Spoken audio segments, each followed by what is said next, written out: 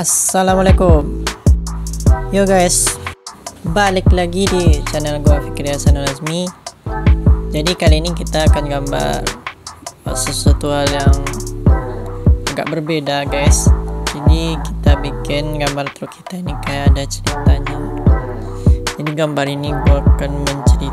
dalam gambar ini gua akan menceritakan perjuangan truk sopir sawit di jalanan yang berlumpur guys. Oke, kita simak videonya. Jadi sebelum kalian memulai untuk menonton video ini, jangan lupa yang belum klik tombol subscribe, ayo diklik dulu tombol subscribe. Oke, dan juga like dan juga share guys. Share, bagikan video ini sebanyak-banyaknya agar video ini bisa jadi trending guys. Oke, kita lanjut.